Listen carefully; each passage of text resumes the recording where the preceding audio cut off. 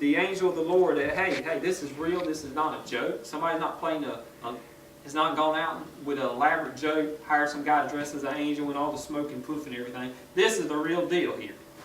So it finally hits Gideon that this is true. So in doing so, he builds an altar to the Lord. And then further in verses of that chapter 25 through on to about, let me look at 32, it actually goes into how Gideon built the altar, which we're not really going to look at, but he basically tore down the altar built to the idol god, Baal. He tore it down in the secret of night because he was afraid, still afraid, of what the city folk might say or do and what his father might say and do. But he tore down the idol god's altar and he built an altar to God.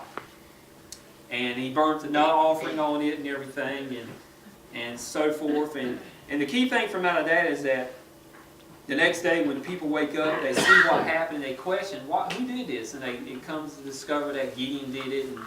And Gideon's father stands up for him and he says, he says to the crowd, verse 31 says, "But Joash, which is Gideon's father, said to the angry crowd around him, 'Are you going to take Baal's side? Are you going to defend him? Anyone who takes Baal's side will be killed by morning. If Baal is a god, let him fight for himself. It's his altar that has been pulled down.'" So basically Joash is saying, hey, if Baal is truly a god, then let him defend himself. Which of course he knew and they knew that wasn't going to happen because they built the altar themselves. It was built out of wood, I believe. So Gideon built an altar for the Lord in what he had done there.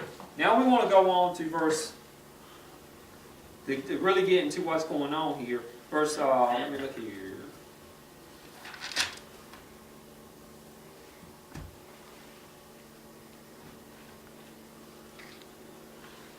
Starting at verse 33, we'll read that.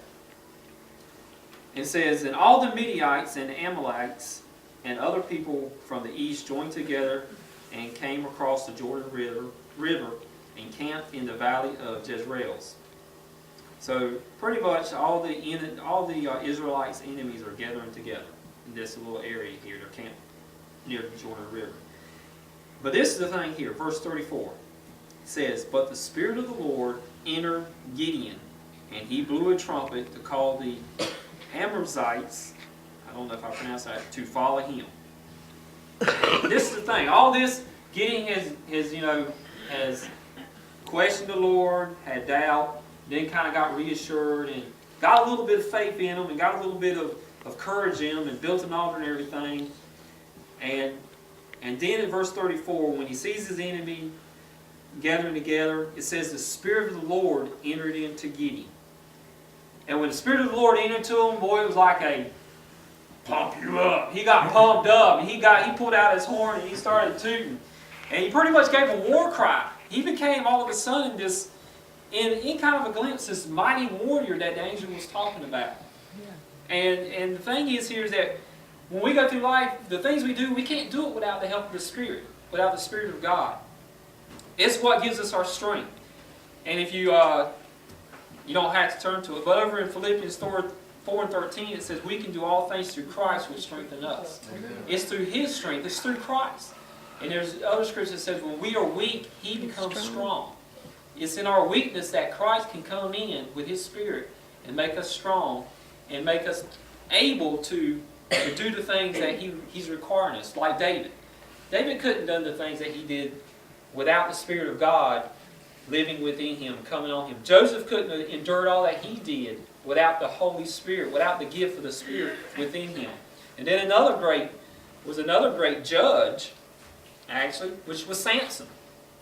And you don't have to turn to this, but I'm going to turn to it. Judges 14, chapter 14, verse 19.